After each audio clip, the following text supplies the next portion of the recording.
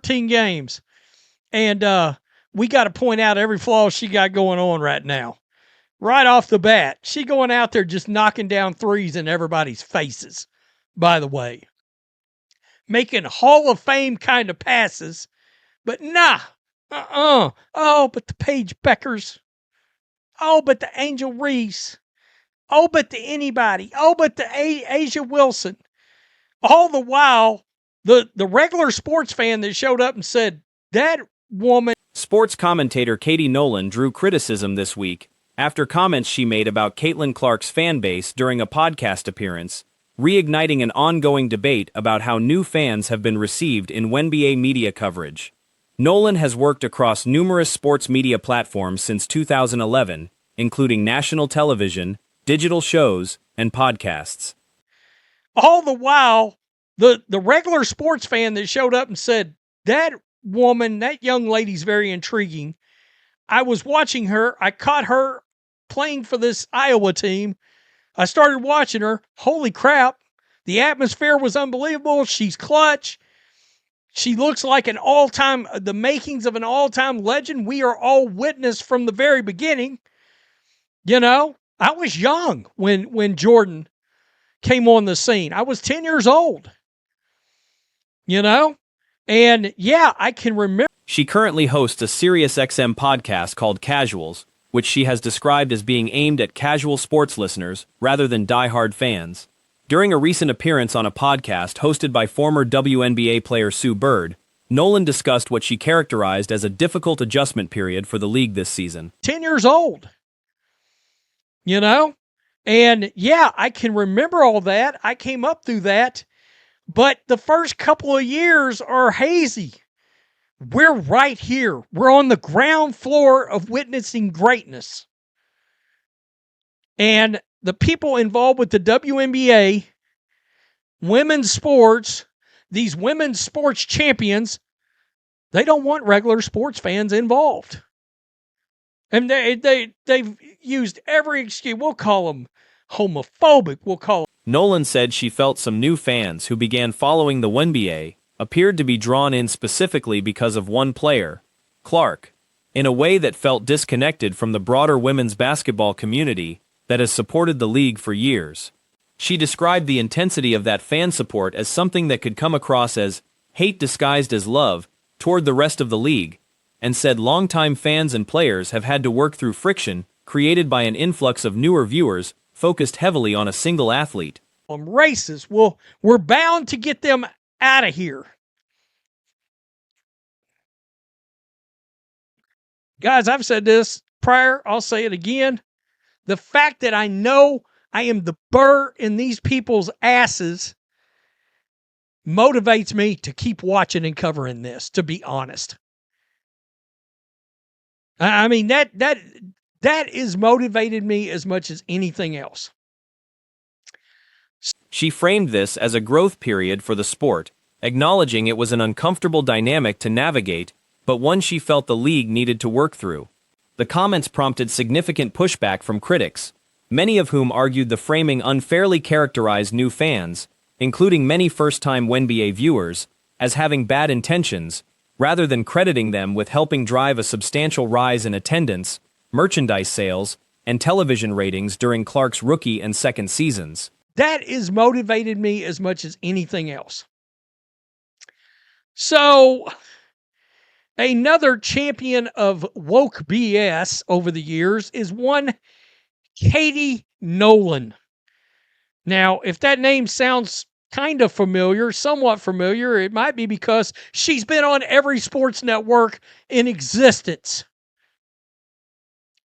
Why? Because whatever she seems to come out with, and good God, I made the mistake of bringing up her Wikipedia page.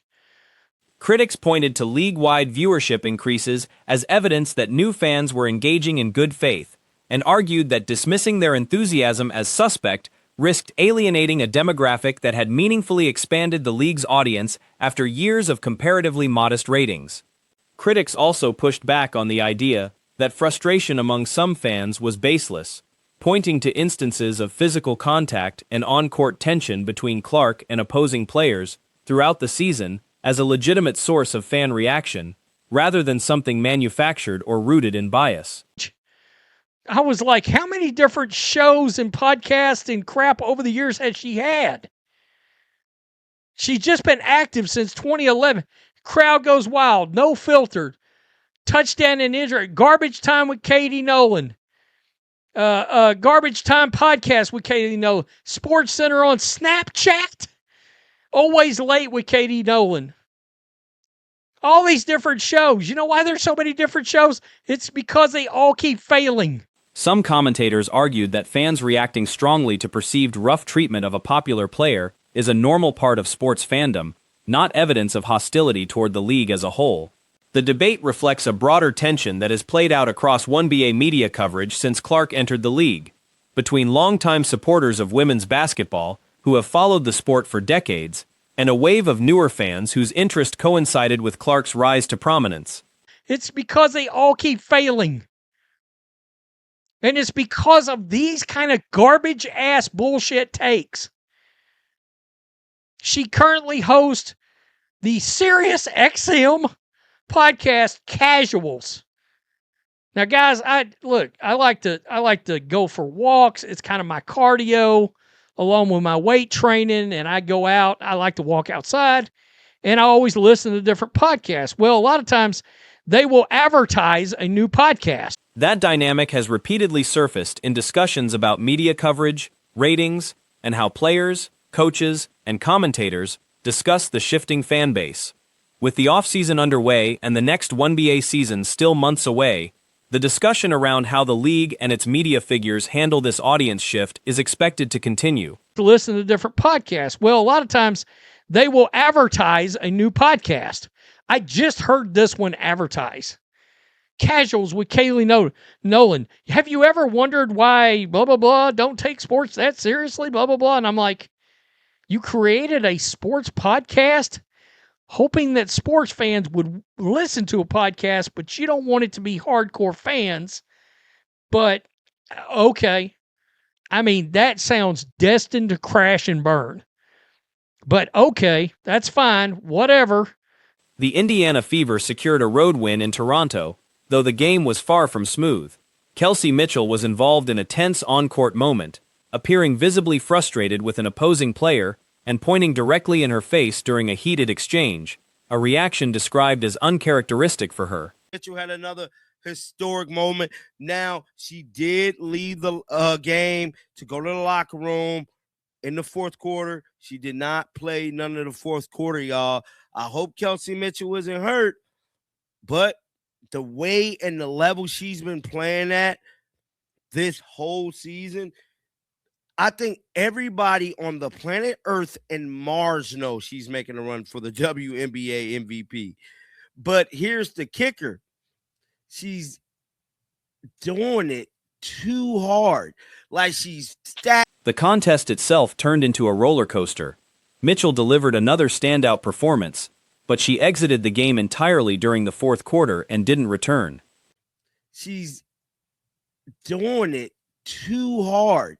Like she's stat patting, she's overexerting her body. This is the same thing she did last year during the playoffs. Only thing is, last year, she had to get carried off the court. Like, we all remember when Kelsey Mitchell went down. Now, she didn't go down today. She definitely didn't. But it looked pretty spooky. Lexi Hall, once again, only 4 points. Michaela Timpson, bros. While there's hope it wasn't a serious injury, some drew comparisons to a similar situation from the previous year's playoffs, when she had to be helped off the court after overexertion. Concerns are being raised that she may be pushing herself too hard given her current pace and workload this season, especially with her strong case building for a possible MVP campaign. Spooky. Lexi Hall, once again, only 4 points. Michaela Timpson, bros. CKK, you had 18 points last game. Stephanie White gave you more minutes. You give us 8 points, but she did give us 7 rebounds, so I'll take it. Aaliyah Boston, 16 points, 6 rebounds. Kelsey Mitchell, 29 damn points, 4-6 from three-point land. made all her free throws. Caitlin Clark, we need not say no more. The longest WNBA streak for 20-plus points. Individual stats from the game. One bench player managed just 4 points. Another scored 8 points with 7 rebounds. Aaliyah Boston posted 16 points and 6 rebounds, and Mitchell finished with an impressive 29 points, shooting 46% from 3 and perfect from the free throw line.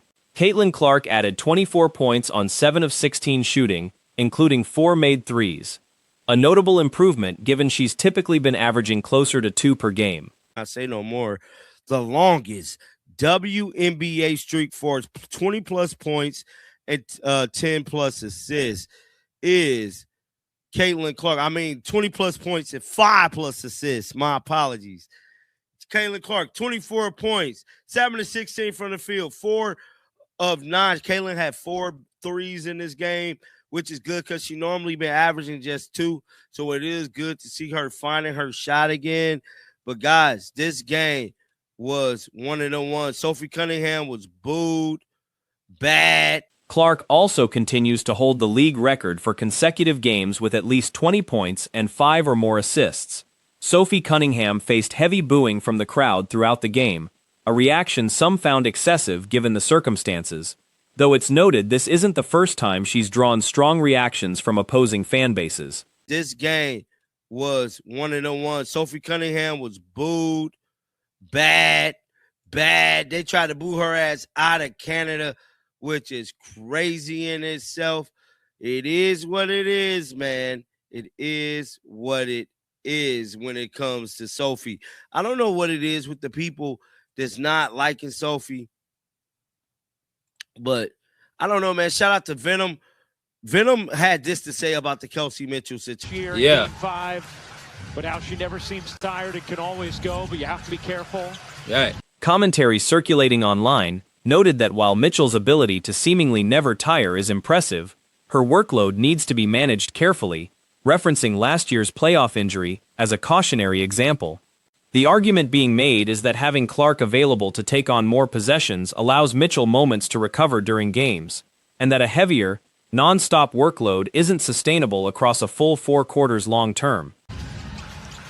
I mean, for one, you clearly know that Kelsey, like I said, her body won't hold up like that for 4 quarters. We saw it last year in the playoffs. Yep. You need Caitlin Clark to spare you some plays where you can catch your breath, and that's where Kelsey Mitchell thrives in. But you, like I said, that's why Kelsey Mitchell never won anything. That brand of basketball will not win you games. You can't play 4 quarters running around everybody like that. I'm a hater, though, when I say it, right? Shout out to Venom, man. They call you a hater. One widely shared comparison likened the Mitchell-Clark backcourt duo to a legendary anime pairing, calling them the best backcourt tandem in the league. Attendance for the Toronto matchup was reportedly enormous, with commentators noting the host broadcast described the city as having caught fever, a play on the team's name, due to the massive turnout specifically to see Clark play. I'm a hater, though, when I say it, right?